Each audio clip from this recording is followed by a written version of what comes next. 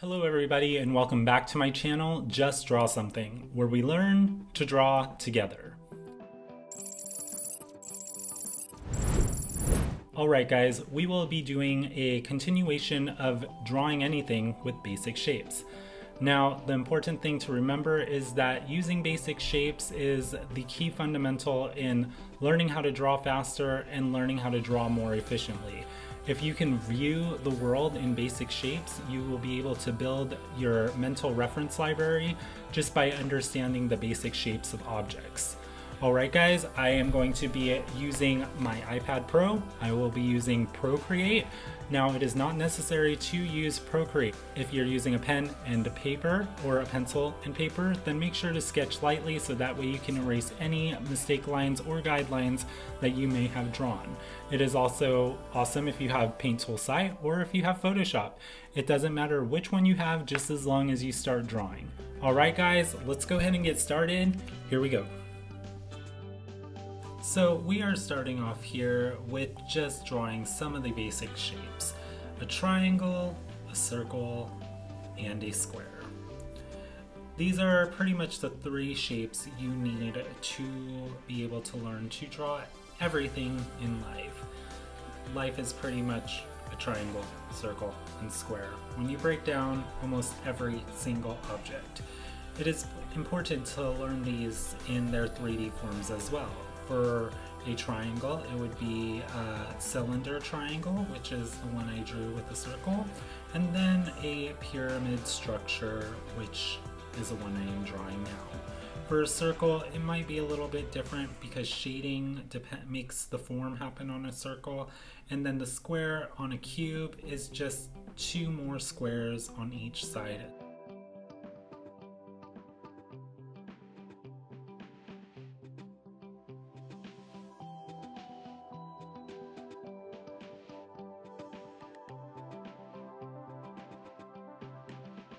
Alright guys, so we are going to go ahead and just start doing squares and cubes. So we're going to go ahead and start breaking down this dresser first. Now I find square and cubes to be the easiest breakdowns to do because usually they are pretty straightforward. A dresser is pretty much just a elongated rectangle in 3D. So essentially it's just a long cube. As you can see here, I am just making a long cube and adding stems to the four corners. Now it's important to follow the lines straight down because the stems are based off the straight down lines. So the ones on the sides and the one on the back corner. Now the dresser itself, the drawers are just more squares. So you can add as many squares as you like to this, but it's not necessary to add them all together. As you can see here, I just added 3 on the top and I added 2 on the bottom, and it kind of looks like a dresser. Now you might be thinking, what about the top? The top has a little bit of indentation. Well, it's just a bigger flat rectangle square cube thing. So you're just going to draw another cube on top of it, erase all the lines, and then you're going to go ahead and draw the lines indicating a cube, or redraw the lines indicating a sort of elongated flat cube. And that's really all a dresser is. But by breaking it down, you're able to better understand how to draw a dresser without the need for reference. Alright, so next up is this chair. We are just going to break it down. It's a bunch of different squares within cubes, and you're just adding and building up squares and cubes till you have something that is very similar to a chair. Remember, our goal is not to draw this from a one-per-one, and we're not looking to copy anything. We are looking to understand the shapes involved to make a chair. As you can see, I am drawing a square with cubes, and then what I am going to do is I'm going to keep on building up those squares and cubes so that way we can get a better understanding of what placement we have to do to make a chair. Now as you can see, I'm drawing the stems in parallel to the lines on the outer sides of the chair, and then I'm going to go ahead and erase the inner lines so that way I can better define the chair.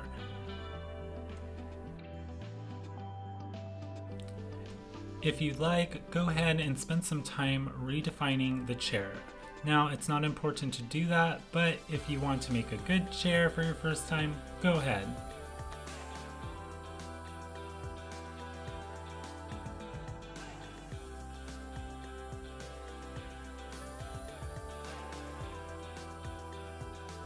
Alright guys, so now we are going to break down this desk and recreate it. Remember, we are not looking to do anything with perspective at this point. We are just looking to break down this picture into easy identifying shapes so that way we can recreate it in our own image. Alright, so we're going to start off with the monitors. They just kind of look like a book with a stand. And then we're going to add the keyboard, and we're going to go ahead and add the calculators and just kind of some of the things that we see on the desk. We don't have to add all of them.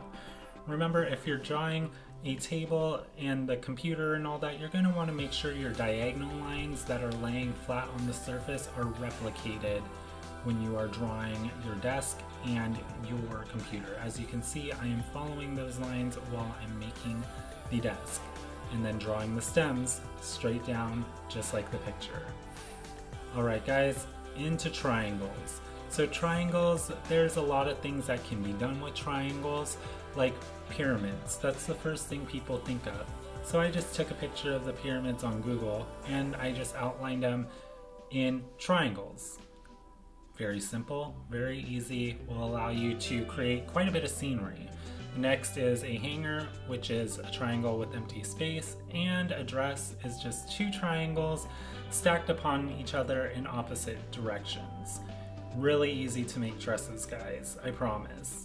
Alright guys, we are going to go ahead and lower these reference pictures in size so that way we have enough white space to work with, so that way we can draw or recreate some of these images. Okay, so we're going to go ahead and start with the pyramids here. Now, remember, we're not getting too much into perspective, we are just trying to recreate these images. Now, all you really got to do is draw a few sort of pyramids, and you can just keep on drawing pyramids. It doesn't even have to be 5 of them like the picture. You're just trying to create or recreate an overall feel for those. So just keep adding pyramids until you think it looks good, and your horizon line could even be water. It doesn't even have to be land. You can do whatever you want with this. For the hanger, there's just a few rules with the hanger. It has 2 curved lines on the top connecting the question mark sort of wire. So just add that curved line on top and erase the guidelines, and then you pretty much have your hanger. Don't forget the question mark. Alright, so moving on, after we draw the question mark, the dress. The dress is super easy.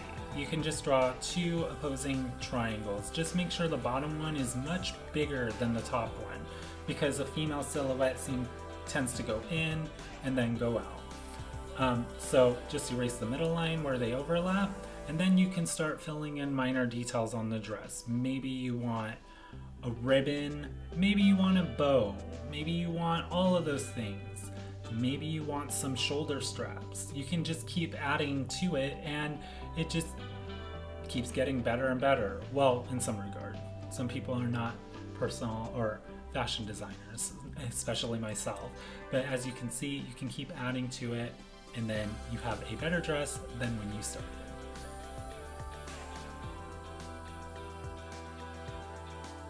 Alright, for a Ferris wheel, it's a really simple design.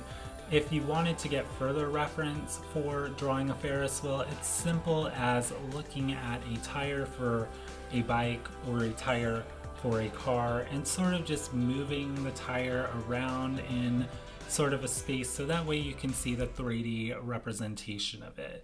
Essentially, that's what a Ferris wheel is. It's a giant tire. I won't be drawing the Ferris wheel just because Ferris wheels are very tedious to draw, but just remember it's a giant tire with spokes in it.